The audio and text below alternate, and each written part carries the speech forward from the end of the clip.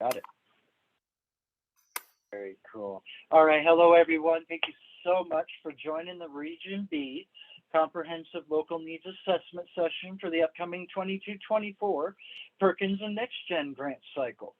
I want to take a quick moment to thank the great team from the REC9 for virtually hosting and facilitating for us all this year. They've actually held several of our region meetings already, and I've been able to participate, at least kind of be a fly on the wall with those sessions, and pick up a lot of great stuff to bring to my region today. And I really like that aspect of gleaning from my teammates and my colleagues as they were working with their regions. So, and I also want to thank any and all of our industry partners, parents, students, teachers, administrators, everybody. Your input and your partnerships are critical to the success of our CTE in our region, the career and technical ed in our region. So our CCRB colleagues, some of them have joined us for support. You're going to see some popping in and out, just to ensure that you have resources and tools that you need. And quite honestly, I've asked them and give them free reign to interrupt and interject when and where needed today, because I don't want you to miss out on anything. I get a little, you know me, I get a little excited, and sometimes I'll spend too long on one thing and not enough on another. So I'll do my best.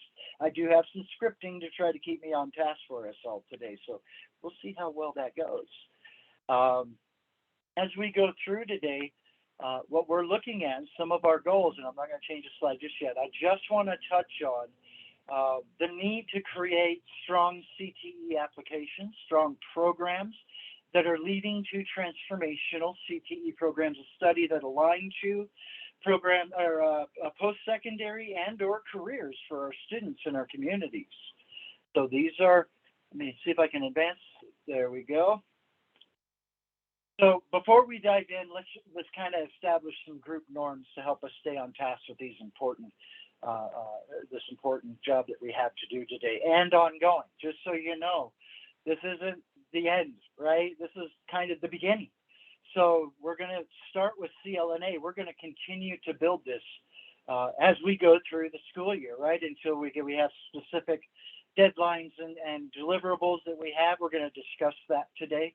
But our group norms to stay engaged, remain morally, emotionally, intellectually, and socially involved in the dialogue. This is important work.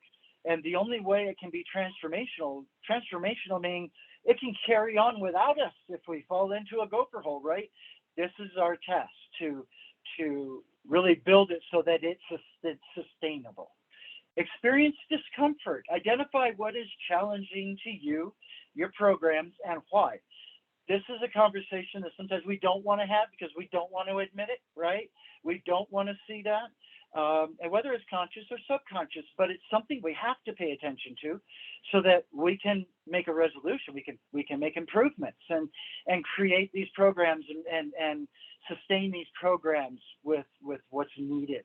Be flexible, be adaptable, keep an open mind as we go through here. You're going to have an opportunity today to network with your peers in priority sectors with our breakouts.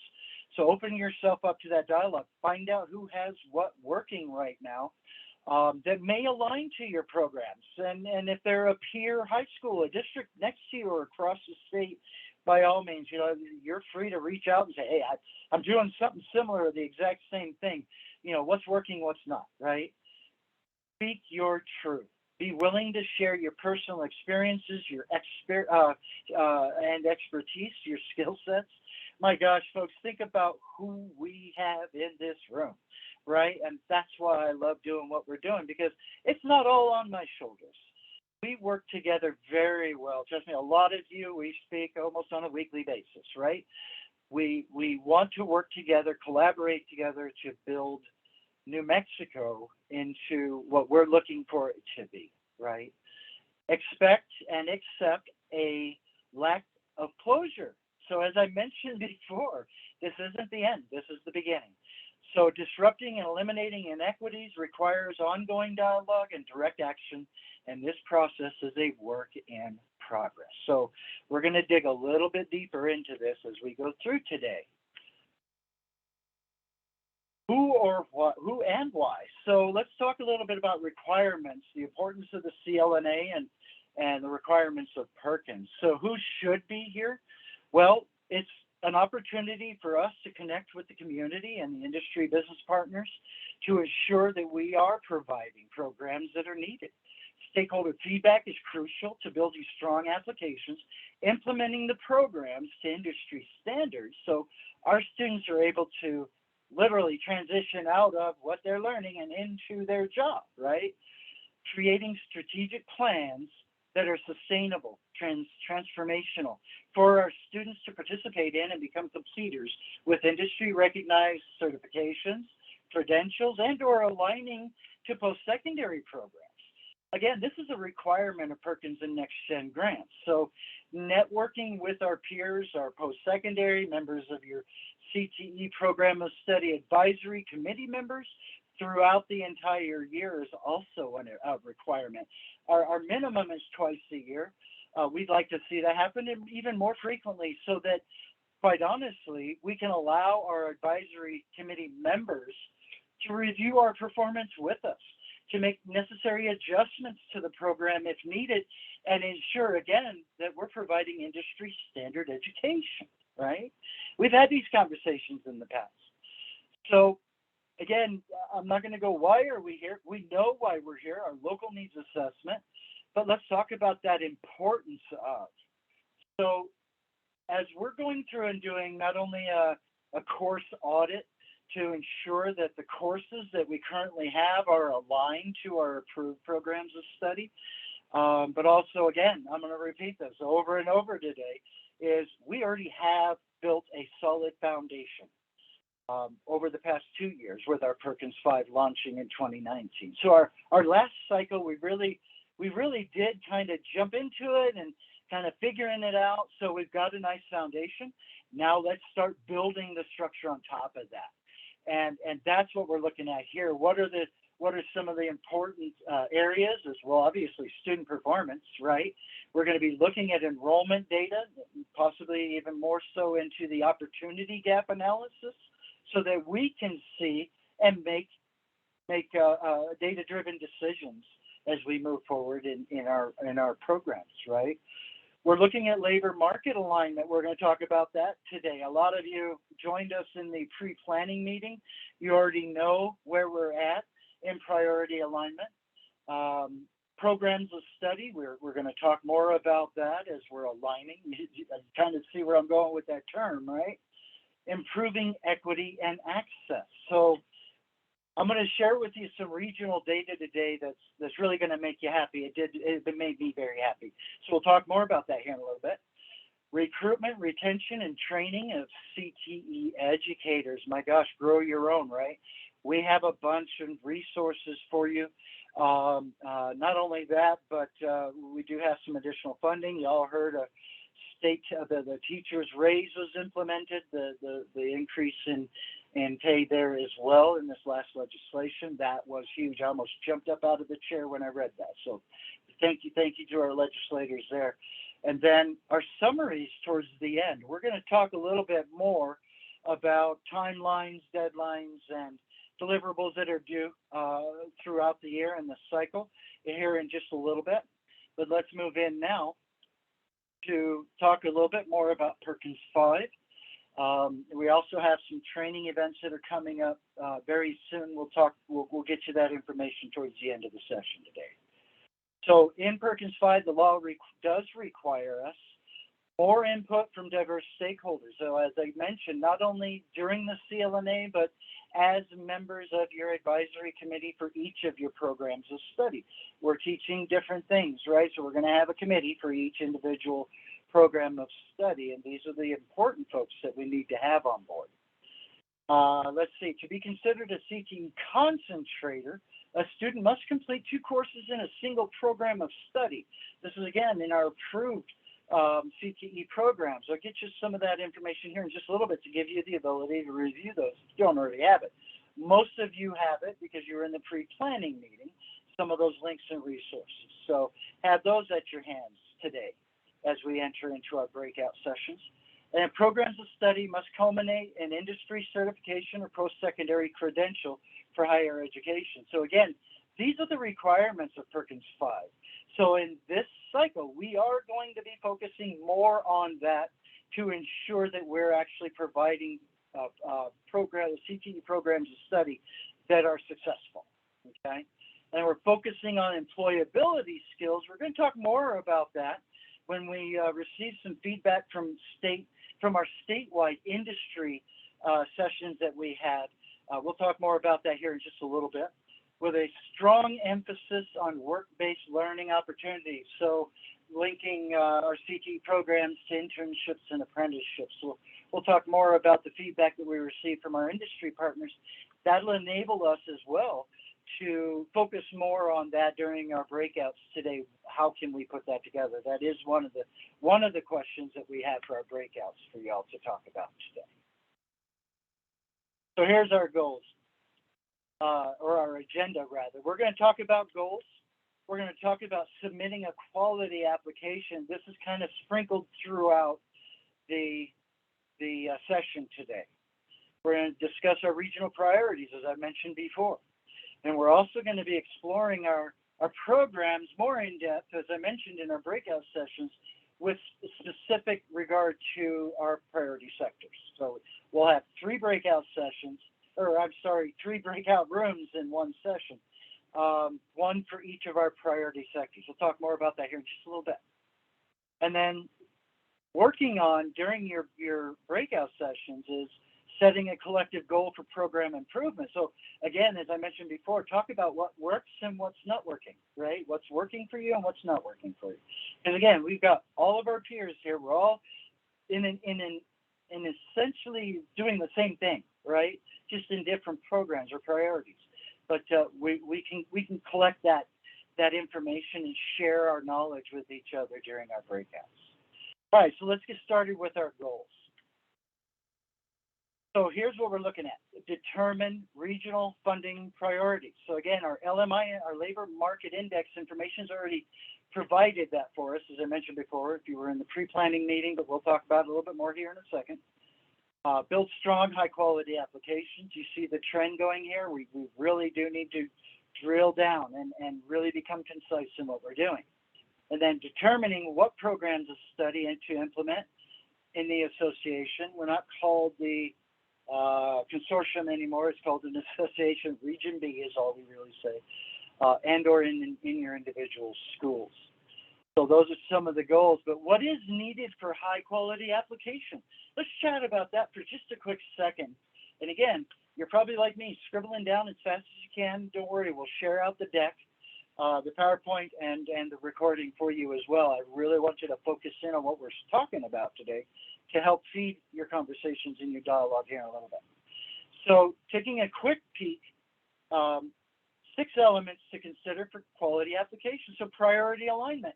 We talked about that, but don't forget, we also have our CTE program evaluation tool that's on our website. It's readily available to you.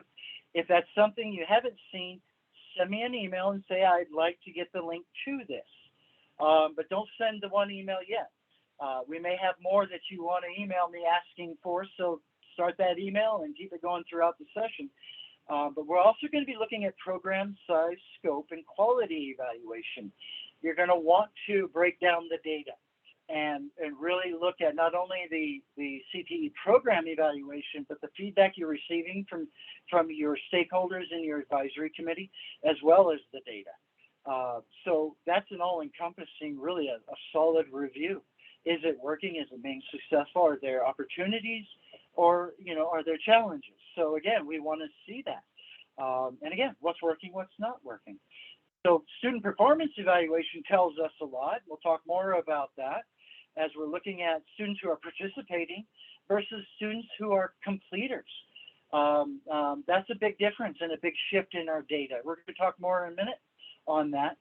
This also is going to assist us in reviewing, do we have access and equity gaps that we need to really kind of speak to the entire team. I'm not talking the whole region. I'm talking within your LEA.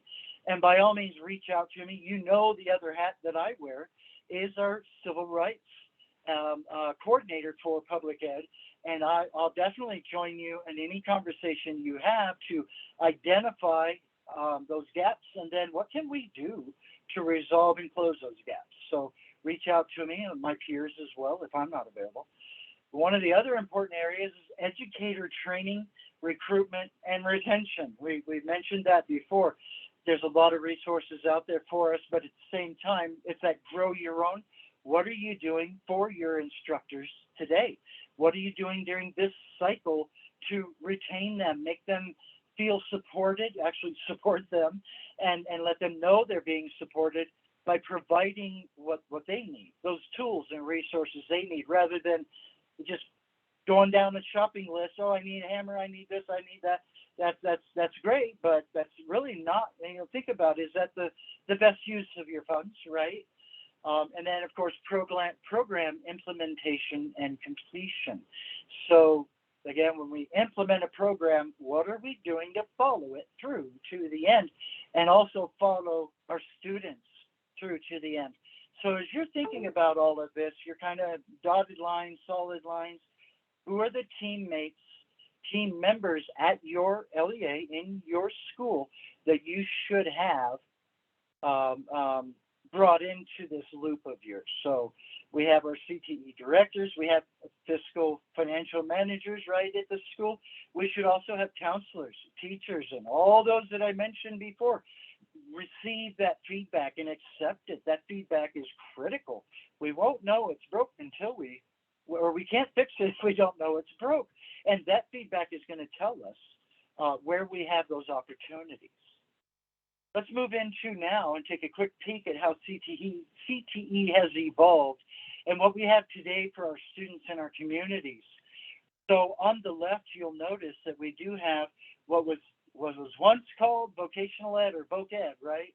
So that was for a few students for very specific few jobs. Typically, we had 6 to 7 program areas, right? Very concentrated. And that was in lieu of academics with limited articulation. And it was primarily secondary versus post-secondary. But folks, you've seen the evolution over the past several years of not only Perkins 5, but at the end of Perkins 4 as well. And CTE, Career and Technical Education, is what we have today. And this is what we're doing. It's for all students. You know that. We push that. It's for all careers. So as we're trying to help those students plot that path, here's what we're offering to them. Now we have 16 career clusters with 79 pathways.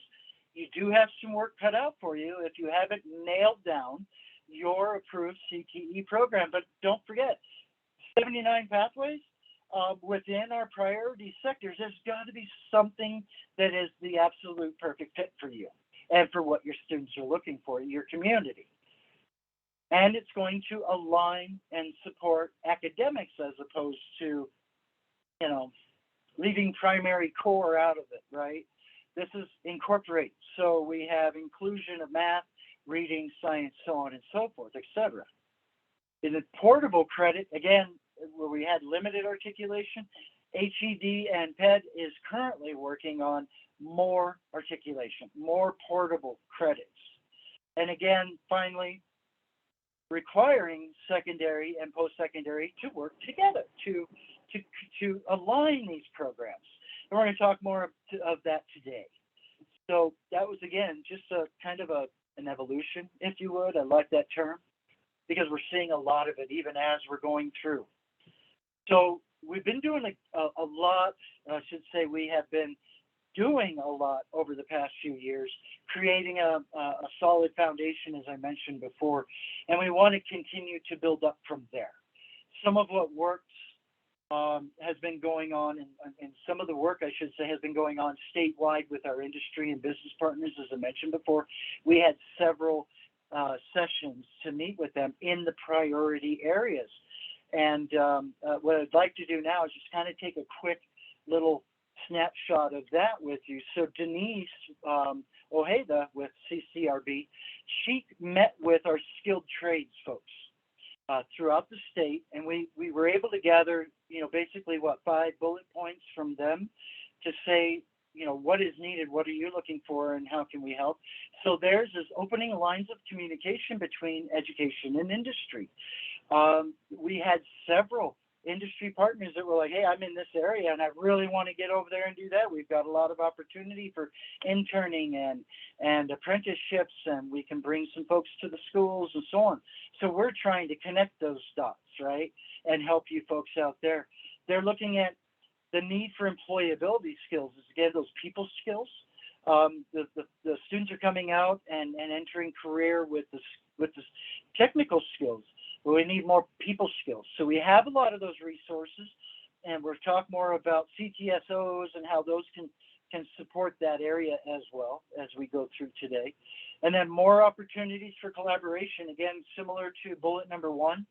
On the job training, very similar to bullet number 1, tours, virtual interviews, career fairs. How can they participate with you, and how can we partner and really pull all that together for our students and think about the opportunities we didn't have versus what opportunities we can provide to our students today. Now, Jamie Cherry on CCRB's team, she hosted the computer science IT, and from there you can see a strong need for students to learn basic principles in the field, different avenues as to why they are important, right?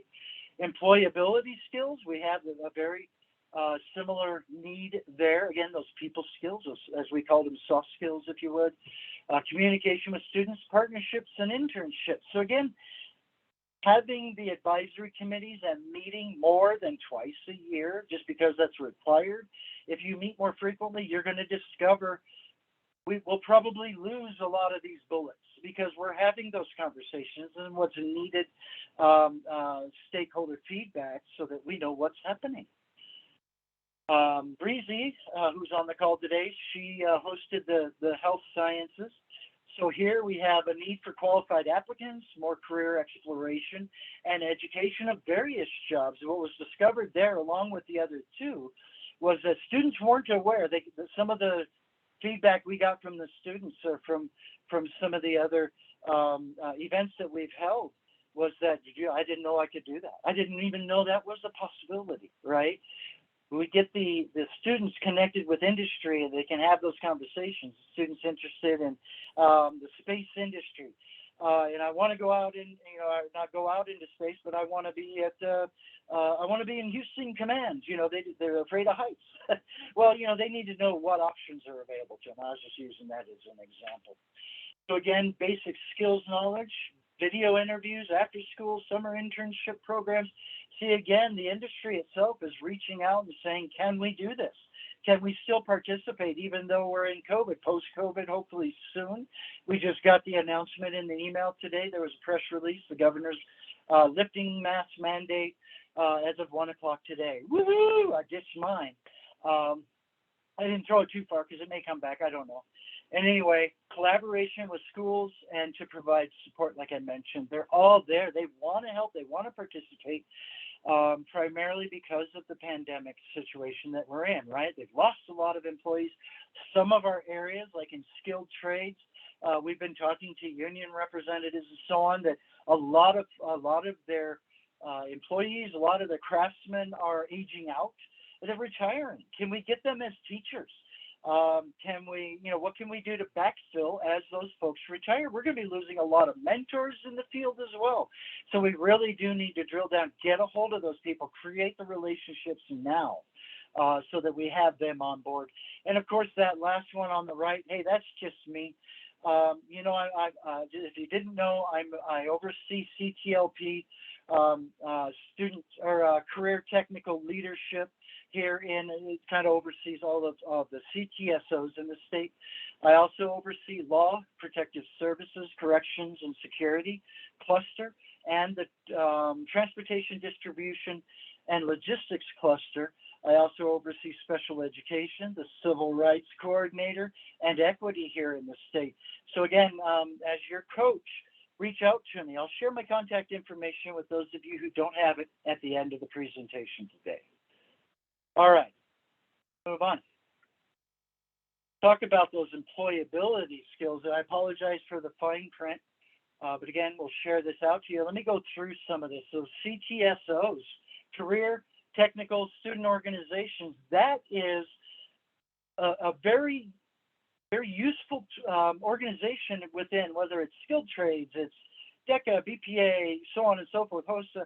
If you can get into a chapter, get a chapter started with and around your existing or upcoming CTE programs of study, that is going to be your biggest resource for helping with those employability skills, with those soft skills. As we were mentioning before, the vast majority of our industry partners shared that feedback with us, saying we need that. Not only in those statewide sessions, but when we were in our breakouts for each of the other regions that I attended, I popped into a few of the breakout rooms and heard them speaking. There was two of them, two different regions where the industry partners spent at least 10 minutes, if not more, talking about that dire need. You know, these students are coming in, they know the skill set, they can do the job, but they don't have any people skills. So how do we do that? CTSOs is a great way to do that, because they're providing not only that ability to speak, public speaking, they're in competitions, they're teaching them how to shake hands, how to look people in the eye, and how to have a conversation that doesn't involve a device, right? Texting and so on. I mentioned already the advisory committees a lot today, so I'm not going to go over that again, but you know the importance and the requirements there. But we're also looking at career fairs. This is a great way for students, again, to find out different types of opportunities that are available to them within that CTE program of study. Again, we have a big umbrella, but there's a whole lot of neat stuff going on under there. So we really want them to get into those fairs, as many as possible. So making those opportunities available to them, providing transportation, whether it's virtual or whatnot, getting the word out there, not just one time. You know, you saw me this past 2 weeks.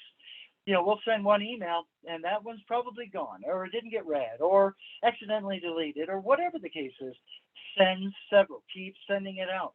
Don't think they saw it. No, that's cool. Maybe they saw it today, but 3 days later they're like, oh wow, yeah, I forgot about that, and now I have a reason I want, you know, whatever the case may be. But keep plugging it in. Keep plugging it out there so they get it. Let's talk about work-based learning. As we mentioned before, we have a lot of opportunities out there, and a lot of industry partners that want, right? Christopher's Hospital is one of those that was saying we've got a lot of opportunity, and granted, we have some age restrictions here and there. We've got COVID restrictions and so on, but they're looking for options, virtual, whatnot, to get in and meet your students and work with your students, work with the teachers as well. And that feeds into the internships there. So we do have some additional funding coming up. I probably have a bullet coming up in a slide here in a little bit, but we have work-based learning funding that's on the that's to be approved, I think, still. That is going to help us out. We also have the Summer Enrichment Internship Program. Mark Dusky here at the CCRB is overseeing that. So there's his email address. Jot it down. It's mark.dusky@state.nm.us. And if you miss it, if you can't read it, just email me. I'll connect you with Mark. And we'll make sure you have the resources you need. All right, quick breath. Hang on a second.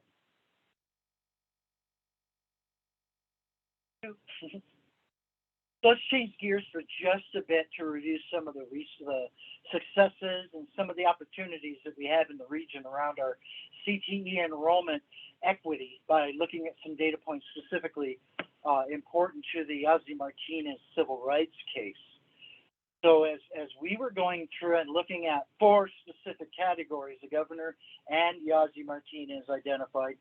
So we want to look at each 4 of those here with us today in our region specifically. So the region versus American Indian CTE enrollment, you'll see on the left, we have all CTE students, and our American Indians is at 10%. On the right, American Indian CTE enrollment is at 9%. Big thumbs up, double whammy there. That's an awesome job, folks. Keep that trend going. And again, as we get into our breakout rooms, let's talk about what's working and what's not working. So some of our this is region-wide, so some of our individual LEAs may have a gap. Okay, I know which ones of you do, because I pulled every single LEA data. So if you want to have a conversation with me, ask me. I'm here for you. I'd love to chat with you about that. Let's look at the second area of importance here for our subpopulations.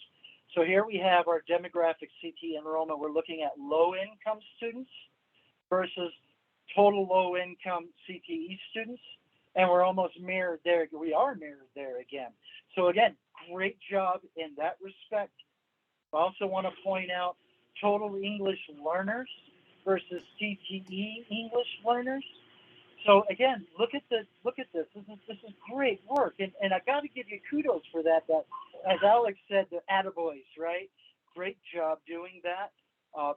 Now, one last one is students with disabilities. Again, the Ozzy Martinez. Those were the four big categories that we were tasked with monitoring and making improvements of. And here's our students with disabilities in CTE, and you're looking at a great job. So we have 4% students with disabilities, 4% are enrolled in CTE. Can we make a bigger improvement? Absolutely. So, again, have the conversation. What's working? What's not? If you're not sure if it's working or not in your LEA, look at the enrollment data. Disaggregate that, break down those gaps, and let me work with you if you like. I don't mind, again, doing that at all. So now I want to talk about an opportunity for you. 3 of them, as a matter of fact, actually just 2. And let's talk about where we might be seeing the gap, why we might be seeing the gap, and what could be done. The first one is this. 5 out of 17 local education agencies in our region have students engaged in work-based learning activities like internships and apprenticeships. That's a total of 23 students in the region. I think we can do better. So let's talk about one more. There are only 371 concentrators out of over 24,000 CTE students in the region. Now, again, this may be due to misaligned courses. They're just not being counted because you're offering a CTE course that's not the approved program of study alignment. So this may be due to, again, misalignment. It could fix itself when we do our course audit and align to our approved CTE programs. So again, some of this may be simply due to the reporting challenges. So if you're not sure how it's being reported, let's look at the data. Look at the course enrollment. Is the course that you're offering, that you've had student in, is that a course that could be repurposed?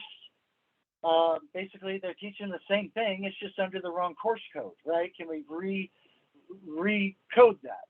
And the students wouldn't know any different because, again, they're learning the same material. The teacher's teaching the same material. We just need to do a course audit.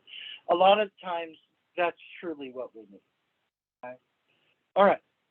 I'll work with you on that. Any one of us will work with you on that. But that's the biggest region-wide, or I should say those are the biggest region-wide gaps that we're seeing so far. All right, let's move into our Region B priorities. As I mentioned earlier, our labor market index was telling us, current LMI information is telling us that our priorities have not changed, and the stakeholder feedback that we've received so far, not only statewide, region-wide, our priority sectors have not changed. So they remain healthcare, health sciences, skilled trades, and STEM IT. So that's nice to know because we've already been on those tracks, right? We're already establishing those pathways for our students. Again, the foundation's there. Let's build upon that. Do you want to fund, if you have all 3 programs, 1 in each of those priority sectors, do we want to fund 1? Do we want to fund 2? Do we want to fund all 3? We have that ability to do that. So what actual approved CTE programs of study will you offer your students? So let's take a look at that. This is from our Career Cluster Guidebook, and let's see if it'll let me copy. It will not let me copy the link, so give me one quick second. I'm going to share this with you. Oh, there we go. Catch up to myself in my other PowerPoint. I'm going to drop this in the chat room. 1 second. Already did. Nope, we're good. There you go. Oop, that doesn't look like it copied as a link. Sorry, folks. I will share that out with you here in just a few seconds. Or I got Christian, it. if you could. Hey, thank you. That's teamwork right there, guys. I love it. And we're all here for you too as well. So looking at the Career Cluster Guidebook, these are the programs. I know it's hard to read. They're kind of fuzzy because I blew them up. But getting you the link so you can pop that book open. But not just that. Christian, if you would also share the link for the the 2122 CTE approved programs of study link as well. That's on our PED website. That way they'll have that as well. But these are not only in the Career Cluster Guidebook are you going to see the programs, the courses, and so on that you're seeing here, but you're also going to look in that book and you're going to see the high paid, high demand jobs when this book was published. I think it was last year. And we try to refresh that book as frequently as possible. So a lot of you are aware of that we have them free. You can order these books. We'd like you to put one of those Career Cluster Guidebooks in the hands of every single one of your students at your school, and then keep some at the counselor's office as well, academic advisor's office. So they have these books. They can take them home, but feel free to share out the link as well. It's online. So most of our students do use electronic versions anyway, but this is here for you. This is like step one and resource number one, the approved programs of study link that Christian will probably be sharing it with you here in just a few is a second resource. They work hand in hand together, and then an area for you to review course descriptions. We'll share that out with you as well so that you can look and see I'm teaching this course, has the exact same course description, just a different name and course number. That's where we're going to want to look to repurpose that and recode that so it's in the approved program of study alignment. All right, next. Post-secondary partnerships. Now this again is one of those requirements for your programs of study, credentials and certifications and post-secondary degrees programs as well. But I can tell you how critical it is that you do this because, again, they're going to have resources that we don't have at the secondary level and vice versa. So do we have dual credit instructors? Can we partner with our post-secondary to achieve that? Can they come to our school? Can they offer it virtually? What are the options there? So unfortunately, I put on this the PowerPoint that we are fortunate in the region that we have 4 post-secondaries and 1 REC. Fortunately, I say this morning I received an email from UNM Los Alamos that they will not be participating in the Perkins Perkins cycle this first run here, just simply due to the lack of staff. They don't have anyone to administer and oversee the grants, and that's a shame. But does that mean we're going to stop partnering with them? No, they still have programs of study that are there. We can still align with them. And they've made a promise to continue to partner that way. They just don't have the personnel available to manage the grant, right? And I just don't have the time to wear another hat, so I can't do it for them. But at the same time, they may look at joining us either in midstream after our first school year, as we did this last cycle. We open it up again for them to jump back in if they'd like to, if they have the personnel at that time, or in the 24 through 26 cycle, the next biennium that's coming up after this one. But still, we have Northern New Mexico College, lots of great resources and programs there, as well as Santa Fe Community College and UNM Taos. So as I mentioned, if you're looking for an alignment partner, I know some of us, I was talking to Cuba with Archie in Cuba. I was talking with folks from Jimenez Mountain and Jimenez Valley that, some of our students go to Farmington, some of our students go to CNM, just because of the location, right? To the access to it. We'll look at that. Can we still do alignments there? Even though it's not in our region. I'm not going to say no to anybody for partnering and creating a pathway that works for our students and our schools. So please continue that good work. We'll look at opportunities to bring it back into the region if we have it. So reach out to these folks. They're online today. Look at the names that are on there and who they're from, and ask them either in the chat or when we are gathered together in our breakouts for their contact information. Because again, like Mindy Watson over at Santa Fe Community College, she was like, hey, Rick, And Mindy, I did see your email. I just didn't respond because I knew this was coming up. She was looking at the approved programs of study list, as Mindy does. She dives in. She really chews it apart, picks it apart, and then she shows us our weaknesses, and that's good because we need to know as well. But the area that she pointed out was, Rick, there's nothing on here about post-secondary, and because we don't have that information readily at our fingertips, we pull your catalogs to see.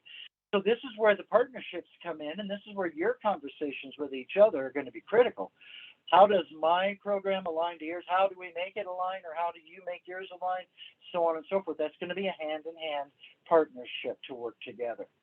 So let's take the opportunity today to build the network, to create some relationships, and move this forward. We can't be stagnant. You know, when that happens, and we sit back going, "Oh, I got a break." There's never a break. There's never a lull. There's always something to do, and it's good work. It's really important, good work that we're doing, and it's going to help us move this forward. It's going to help make it transformational. One more slide before we take a quick break. So performance indicators, the important ones that we have here, not saying that the other indicators are not, but we need to look at dual credit. We need to look at work-based learning certificates. We need to look at our concentrators and completers. This is data that we have at our fingertips, you have and I have, so that we can look at it. We can see, are there areas of gap, opportunities? As before we finish today, as I mentioned, I'm going to talk about important milestones of the grant cycle, and that will be one of those will be the APR, the annual performance report. Folks, this is a requirement of the Perkins grant. That's why we were pushing so many times and for so much to get that first section done. And at one point, I didn't think there was going to be a phase 2, but there is going to be a phase 2 of the APR coming out shortly. I don't know when yet, but the phase 2 will be answering some additional questions regarding your current program and your current performance. So if you haven't done the first phase, please log into your grant management application and finish each one of those tabs, each one of those areas. It won't take too long, but it will take a little bit of brain power, but don't take it all on yourself. Reach out for the answers. Your team is there. They're doing the work already. Just grab those nuggets, fill that in. Again, it's a requirement. We have to have it in order to move forward. And unfortunately, I won't be able to give you a full approval on your new application until the past one has been completed. So please take note of that and reach out to me if you have questions, comments, you need some assistance. They'd be happy to help. Okay. All right. With that being said, let's go ahead and jump into a 5-minute break, a 5-minute bio break. It's 2:47. We're going to reconvene about 2:53, 2:54. So again, I want to thank you for paying attention this long. Let's go ahead and just take a quick break now. Go ahead and put yourself on mute, and we'll be right back. Thanks, folks. Hey, Rick, I'm going to take off now for a while. I'll be right back. Very good, Archie. Thank you, brother. All right. Thank you. Any pictures over there? There we go. Gotcha. All right.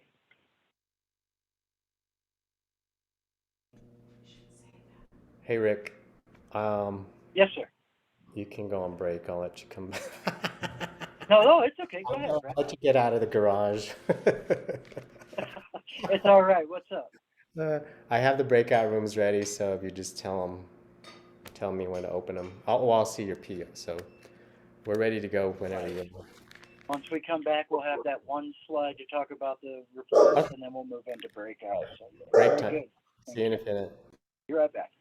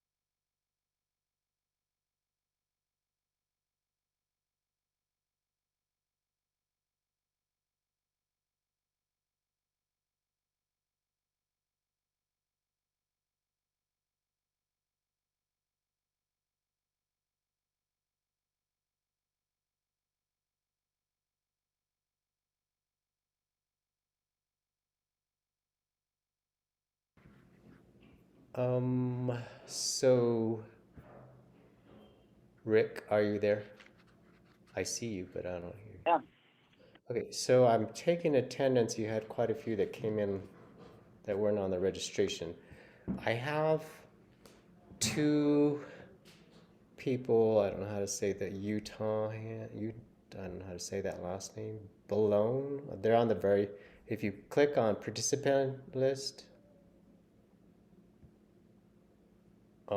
you can see there's two UTAHNAs. So I don't know who the other person is. There's two of them. Anna Baloney. Yeah, if I could get their name, I can change it. I Are you renamed. on the? Yeah, I was going to ask just openly in the group Yeah, here is who's Utana? Utana? Yeah, I have.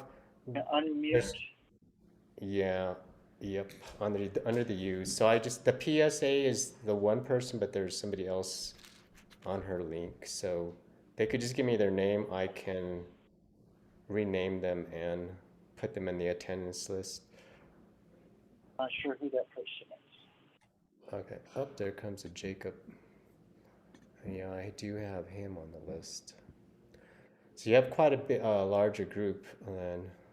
can, hello, this is Melanie. I do know Utana alone, so you can name their first name Utana, like Utah. Yeah, there's two Utanas, so I don't know Oh, who okay. that person is. If you can get, I chatted her, but I don't know who the other I'll let person her is. know. Okay, thanks. Yeah. And Melanie, who are you with? I'm with the Pueblo of Santa Ana.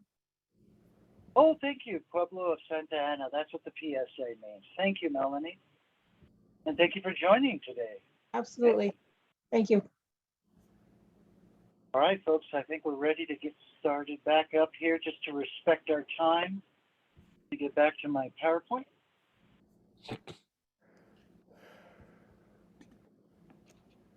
All right, so thank you. Hope you had an enjoyable, relaxing, long 5-minute break.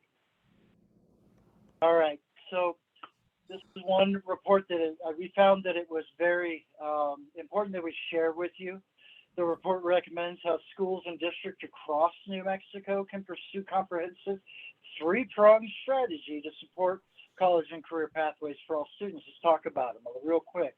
This is a great segue into our breakout rooms because that's what we're going to do next. So the first one is CTE must be incorporated into core academics like math, science, social studies, for example. So every student has access. This is kind of something I alluded to earlier, is bringing academics in. That was the before evolution to today of CTE from VocEd, right? Every student must have access to work-based learning opportunities, as we mentioned before, so that they can build those skill sets and really get an idea. Is this really what I want to do, right?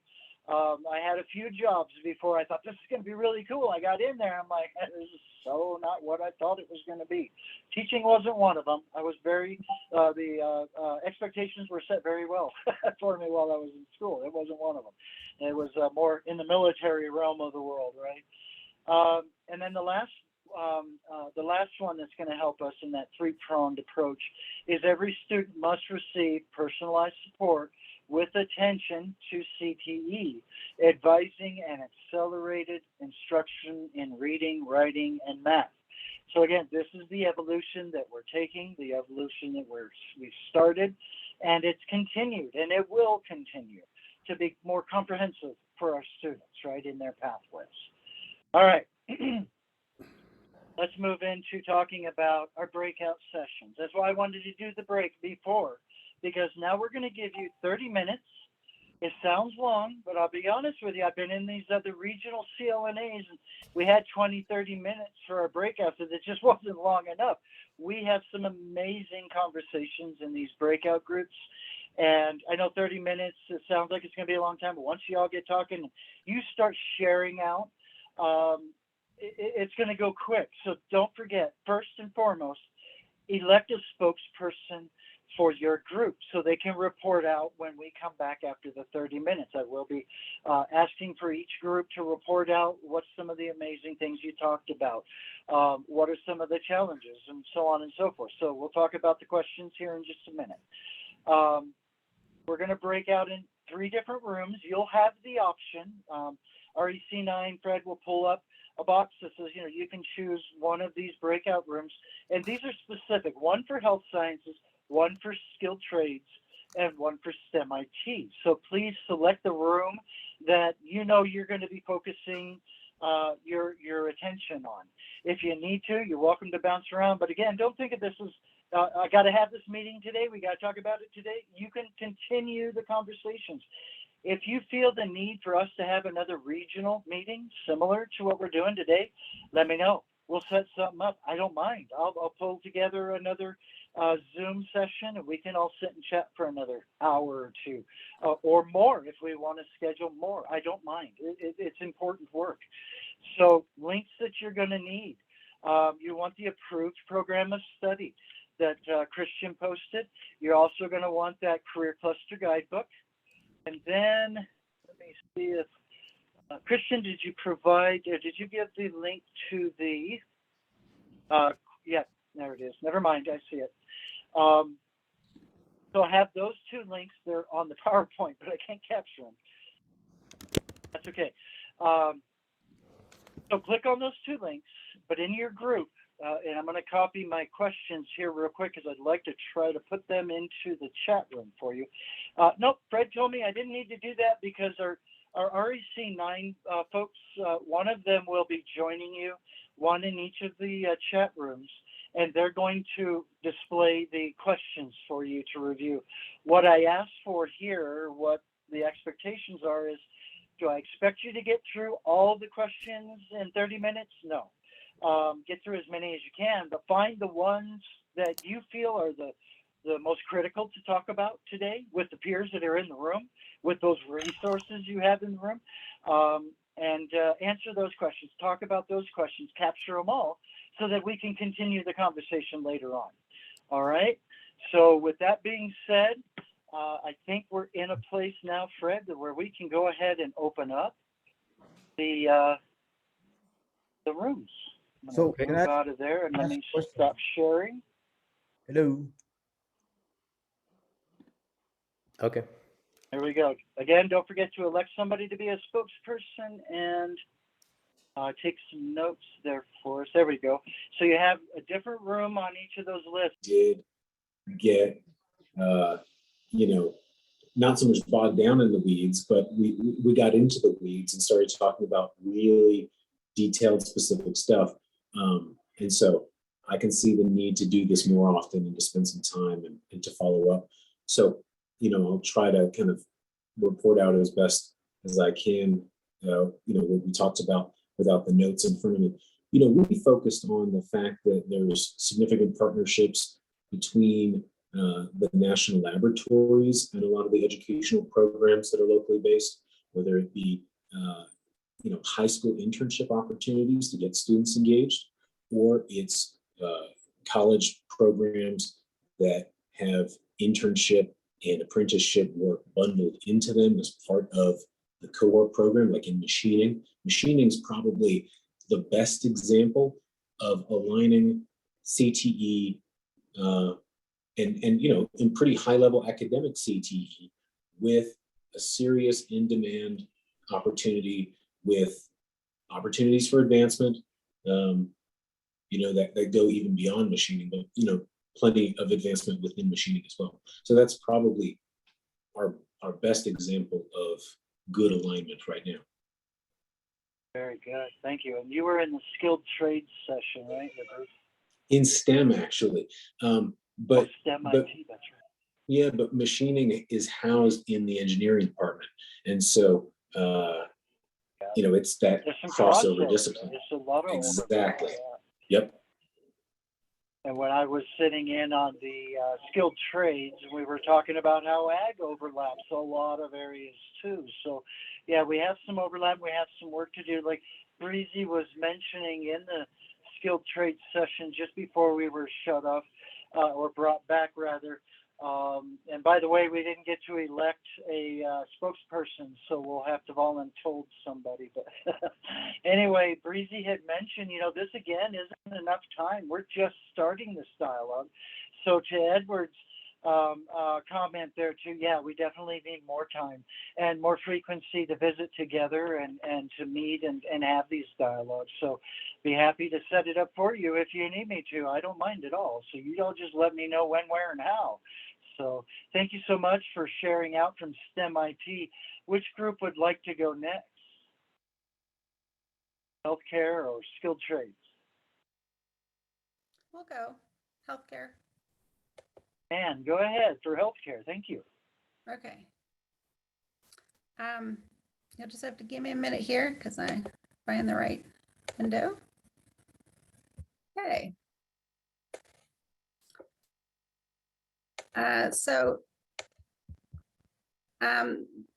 The jobs in our area that are most relevant in healthcare are nursing, certified nursing assistants, respiratory therapists, home health care aides, phlebotomists, EMS, and firefighters. That kind of goes over to another cluster, which is public safety, but crosses over to healthcare, medical assistants, physical therapy assistants, and also on here should be community healthcare workers.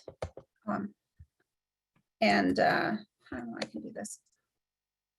And then the next question is which CTE programs of study would provide the pathway, would best provide the pathway for students to fill these jobs? And so the pre-nursing pathway would provide a pathway for students wanting to pursue nursing and CNA. And then also health science fundamentals covers a lot of different areas, including CNAs and respiratory therapists. Allied health also covers a lot of these jobs, phlebotomists, home health care aides, CHWs. Healthcare fundamentals would also include EMS and physical therapy assistants. And we thought, yes, the CTE programs do align with post-secondary.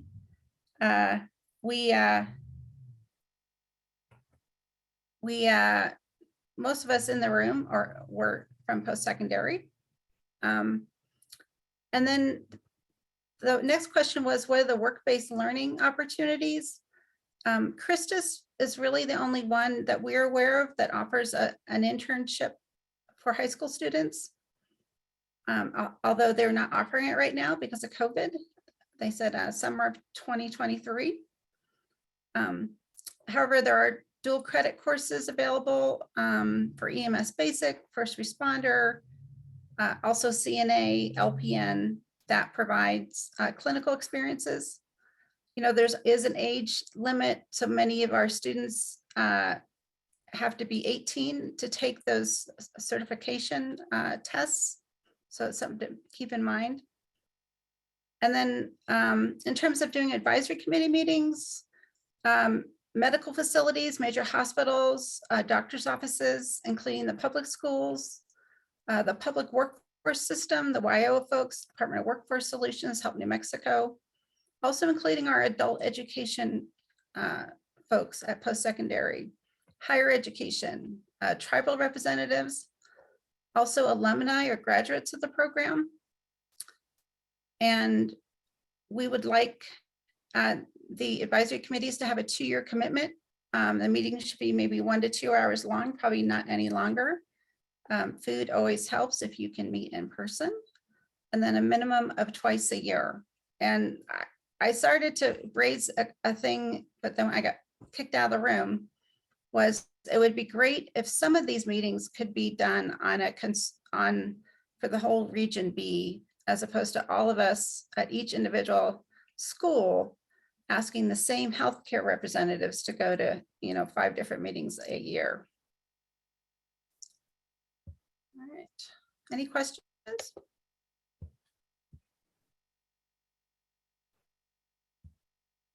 Oh, that was great. Thank you for that. And who's our representative for skilled trades? We're going to have to select someone. I unfortunately have started experiencing some technical difficulties at the beginning, so we didn't get someone selected. I'm hoping for a volunteer. Yeah, who would like to volunteer for that? So I can talk about skilled trades, and forgive me if I leave something out. So really, we only got through the first question and we just barely scratched the surface on it. So All right. a lot of the talk was how much crossover there is with our career fields and how important they all are to the community. They all tie into each other. So we talked about solar voltaic and how electrical and low voltage electrical feed into that and the needs of the community for solar photovoltaic. We talked about how plumbing and HVAC tie together, their needs, and then we kind of had a discussion about our dual credits and what the colleges need, who they're looking for to kind of help that program. We discussed agriculture. So agriculture, even though it's not in the construction field per se, it ties into a lot of what we need in the community, as well as the employability skills.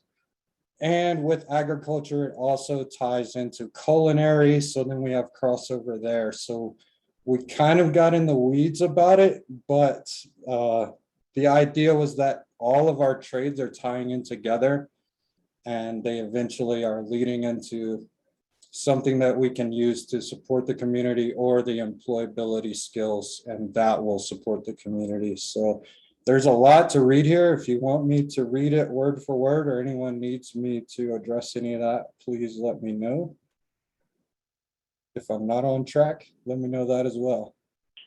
I think you're totally on Anyone track. else? Yeah, I was going to add in that we also talked about, one of the difficulties isn't, I mean, we've got demand, we've got people who want it, is finding teachers. And that's one of the things that I think everybody shares in common. We also talked a little bit about how we've got it, we got this overlap going on, and so also there's things related to, automated systems that are coming in, flexible distributed energy systems that are important, things that will sort of tie in. We've got that energy, that zero, what is it? So suddenly my mind isn't working, but the legislature just passed that resolution about zero. Why am I blanking now? I've been talking about it all day. Anyway, about energy, that where it balances out and there's no emissions that are bad, and you have enough energy. Boy, that's funny. Hate it when this happens. Zero carbon. Yeah. Yeah, it's a zero. I've got it actually in another note here, but I'm not going to go look for it.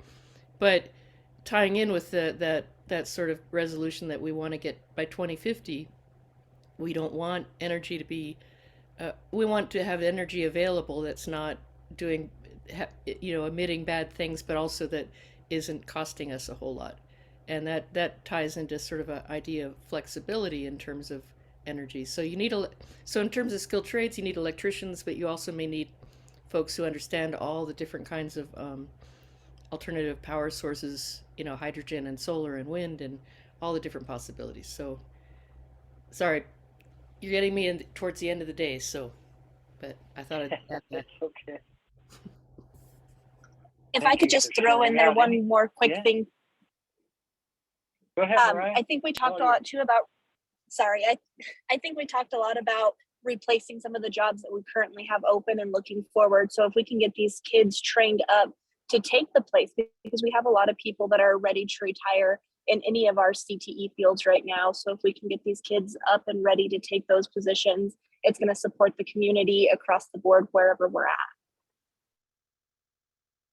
Absolutely. That's the crux of our conversations today, right? Just how do we get there? What do we need to do, and so on. Let me go back to sharing screens. I want to thank you all. That was amazing. And I so wish that we could, just spend the whole day together, right? Weeks together. I'm sure we could solve all the problems of the world. But right now we get to work on our little niche of the world. And I couldn't imagine doing this without you as a team in the region and all your partnerships, your knowledge.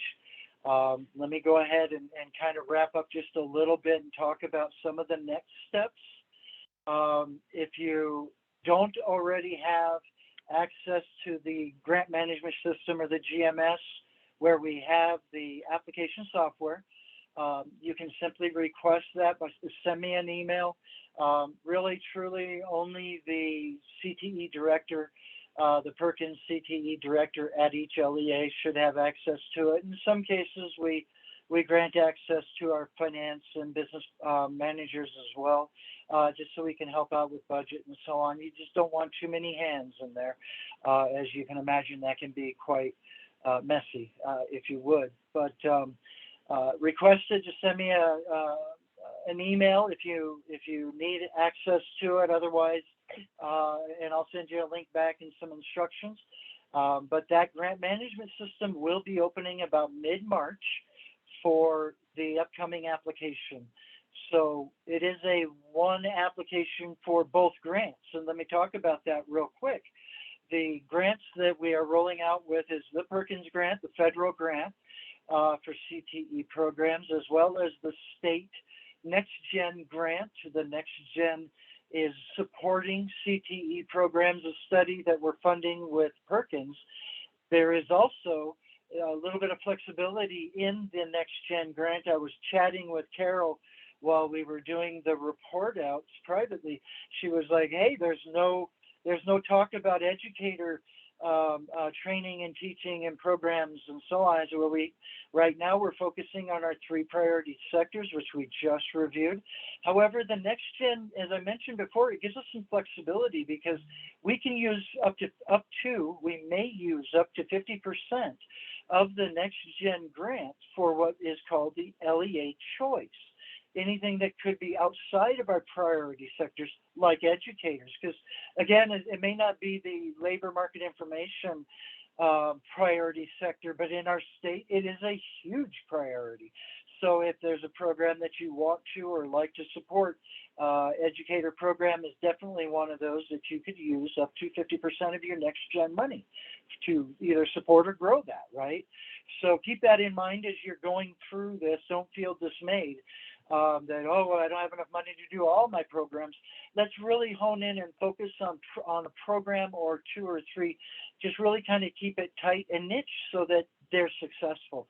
And then through other cycles, this is a 2-year cycle. The next 2 years, we can look at what is the new labor market information post-pandemic. Again, I'm being hopeful. Post-pandemic, what is that looking like? What are those new positions, opportunities, needs that are coming out? So again, look at this cycle and say, what can we do right now with what we've got and really blow the doors off, right? So let's look at an app cycle, what we have upcoming, okay? I'm going to look at my other screen because the text is really small on this one. The application, it must be completed every year in the grant management system with intended programs of study, course codes, and an itemized budget. As I mentioned, it opens about mid-March. I don't have an exact date yet, or we don't rather, but around mid-March is what we've been told, and it'll close and it'll be due the application in April sometime. So be prepared now. The best advice I can give you from my almost 7 years here of doing this is write down all your responses, your narratives, get everything in a Word doc and or in an Excel spreadsheet first, so that when you go to the application, all you have to do is start copy pasting it in there and click the next tab and click the next tab, and it's quick and easy, okay? Hey, Rick, do you have Alright, a question yes, from ma'am. somebody from Cuba? Oh. Yeah, I have a Robert, I have a thank you. question. I know and that was obviously in a different breakout room as it related to teacher training. But isn't there, I don't know whether there's a program or I guess I'm calling it a program through PED that allows for potential teacher candidates, if you will, to help them pay for some of their education? Thank you, Robert. Yes, absolutely. And I'm not sure when it ends, if one of my teammates would look at that email. But yes, licensure is waiving the fees and licensing fees, background check fees, and so on through sometime in March, I think. If they'd look that up real quick. Yeah. Well, no, I'm talking about, because I know there was a couple of educational assistants within the Cuba School District that I think are looking at doing some, going to college or taking some teacher programs, and the state or somebody will cover the cost of those classes or programs. So Like isn't there a separate? reimbursement? Yes. Tuition reimbursement. I know most LEAs that I've encountered have some form of tuition reimbursement. That's at the local level. And if one of my colleagues would chime in, I'm not sure if I've heard of a state level tuition reimbursement. I could be wrong, but I do know of the fees being waived. All right. I wasn't exactly familiar with the details. I just know there was a program, if you will, where that gave potential teachers that or students that opportunity to seek out some educational opportunities to become teachers. Robert, I'm going to ask you to do me a favor. Would you put that question, just like you said, put that question in the chat? So one, we don't forget. Two, we'll be able to respond to the region with that, and of course, hand it out to the rest of the state as well, if you wouldn't mind, please. Yes, sir. Thank you. I appreciate it. You're welcome. Yay. All right. So good questions, folks. Take Robert's lead there. If you have a question, shout it out. I don't see the hands. So thank you, Denise. All right. Let's talk about current. Right now, we currently have funds already from Perkins Next Gen. I do want to, remind our post-secondary partners, unfortunately, the Next Gen is not available to our post-secondary partners. It's simply to bolster the CTE programs that are being funded under Perkins at the secondary level. And I hate throwing that out there, but I do need to let you know as part of a disclosure, if you would. But at the same time, we'll partner together on everything else. But let's talk about our current funds that we have in there. If you have budget adjustment request, better known as a BAR, a budget update form that needs to be submitted because you're moving some funds around to spend them. That's called a BUF, an RFR, a request for reimbursements. I'm going to be honest with you folks, I approve each one of those, and I have not seen a whole lot from our region here of late. So I'm concerned about our spend down. If we're not using the funds that we're given to us, that's part of a part of the formula that they use to discern who gets what in each region. And so if we're not using our money, our region as a whole could be reduced. So let's use the funds, let's spend it. Again, budget update forms, if you need to move money around, that's allowable and allowable. And if you don't know, reach out to me, talk to me. As Denise was saying in one of the breakouts, if I don't know the answer, you guys know this, you've worked with me. If I don't know the answer, I'm not going to make something up. I'll go ask and I'll get back to you. And I try to do that quickly. And that's where a lot of our conversations have been over the past few years. It's just that constant communication. So get in there, spend your money, move it around, allocate it, make sure that you've got it budgeted. We don't want to lose it. We don't want to give it back to the government. Please. Let's use it for us and for our students. Okay, so use that money. Next one is our annual performance report. I talked a lot about that earlier. Again, just to high level, it is a requirement for you to receive the funding. It's part of the application process, part of the assurances that you agreed to when you accepted and participated in the grant. So please complete that. If you're not sure what you need to do or how to do it, if you just kind of lost track of things, it's cool. I understand, it happens. Reach out to me, let me know how I can help. All right, we do need to get that done. Again, phase 2 is coming up of that, so you will have some additional narratives to provide and answers and so on. So please get the first part done, and that was due some time ago. So again, CLNA, we do this every 2 years to connect with our stakeholders, but that's only because that's how much we're required to do it. let's do it more frequently. I am all for that because again, I'm learning as we're going through, which means I can share that information out, not only to my team here at CCRB, just like we did with the other regionals. I joined them so I could learn for you. And again, they're doing the same thing. We all share out. We're a very close-knit team. So let's utilize ourselves in that regard. Next slide. So when we do pass this out, I'll copy paste this into a thank you note, if you would, for each one of you. These are resource links. Some of them we've already shared today. Some of them you need to have in your library, toolbox, whatever you'd like to call it. But please do take advantage of these. There's a lot more than this, I'll be honest. I've got almost 2.5 pages in a Word doc where I just have resource links to provide, but I don't want to choke you. These are the critical ones to have today. And then as you find the need for something further, feel free to reach out. If I don't have it, I'm sure one of my peers do. And we'll get you those resources. Don't feel that you'll have to hunt and peck too long. All right, one more slide here. A couple more, actually 2 more slides.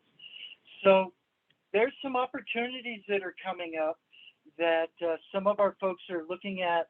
You know, how can I make this work? Where can I put this in play? And forgive me, I know we've got John and Breezy and Melissa and a few other Denise on the phone from my team who could probably speak to this a lot better than I can. But I do want to let you know that the P2C Pathways to Careers tools are, how did John put it yesterday? They're all electronic, 100% now. They're all free. And they're out there. Don't, as one of our colleagues said in the meeting earlier, don't try to reinvent the wheel. It's here. It's all built out for you and your students. Would one of my colleagues like to talk to this just a little bit more? Sure, Rick. I don't want to do an injustice. Yeah, John, go ahead. Thank you. You can't do it an injustice. You're too good that way. Anyway, the Pathways to Career is fully digital. We've got trainings available, one starting February 23rd. It's from 4 to 6:30, I believe. But again, it's fully digital. It's all career-based. So when you talk CTE for your math teachers, it does answer the question, when will I use this? Perfectly. It is a full curriculum. It is, I believe it has completed the high quality instructional materials. Breezy would be able to answer that one a little bit better than I would. I'm more of the content and let's get you trained and get this working for the students. But if you are interested and want some more information or training, by all means, give me or Breezy an email, a chat, a call, whatever. We'd be more than happy to sit and talk with you about it. Thank you so Thanks, much, John. Again, I didn't want to do it an injustice. I knew there were some details I was going to forget. Here's an important date. Oh shoot, Christian, would you mind? I meant to send a text or a chat to Christian to ask him if he could copy paste this registration link into the chat. And again, this registration link, this Edgar training is really geared towards just the CTE directors and our finance folks that actually work within the grant and the budget and the guidelines. So our industry folks and other partners, please, you don't need to do this. It'll put you to sleep in a heartbeat if you don't know what's going on there. But for you, the rest of us, the folks I mentioned, please take this link and copy it, put it in your browser right now and click so that it opens the page. You don't have to register right this second, but have it in front of you because you can't forget this is a very important meeting, training that we're offering for free. So it's Tuesday, March 8th from 9 a.m. to 1 p.m. Please, you need to be there. And if you can't make it, assign someone your immediate that can fill you in and you feel comfortable with that. So it's very critical and important that you be there. One last thing before I say goodbye, I promised to give some time, camera time to Melissa, Dr. De Laurentiis from CCRB to speak to her AP program. So Melissa, if you wouldn't mind, just turn your camera on and your mic, and the floor is yours. Thank you, Rick. I appreciate that. I just wanted to take a moment to introduce myself to this amazing group of people. My name is Melissa DeLaurentis, and I am the Advanced Placement Coordinator with the College and Career Readiness Bureau. And so I just wanted to put out there, as you guys are having these conversations and really looking at your programs, it's important to consider where advanced placement courses fit into that. And I know there's been a lot of talk and a lot of different ways of viewing advanced placement, and it's typically viewed as college readiness, but there's a lot of new research on how AP courses in high school really do prepare students for career readiness and provide a lot of those career ready and employability skills as well. So I'm going to put my information in the chat, and if you would like to have a conversation about your advanced placement programs or how to look at AP potential reports to see who in your school should be in AP courses, please reach out and let me know. Thank you. Thank you, Melissa, so much. And all my teammates that have been on here from CCRB that joined the breakout rooms. It's such a you know, again, we're close-knit team, and I'll tell you, the partnerships within CCRB is just there. I love it. We have each other's back just like we have your backs. And know that we're always here to support you. There's my email address, my cell phone number. Text me, call me, whatnot. Before I let you folks go today and we turn everything off, again, thank you, REC9, for all your efforts. Big round of applause. They hosted us virtually, and they have been for some time, but they really did put together a great show for us today, and making sure everything worked. And I want to say a special shout out to Christian for helping us in the background. He's letting people in. He's posting and copy pasting links for us. And not only that, but he still has to go back and work for the cabinet secretary. So I appreciate your time, Christian.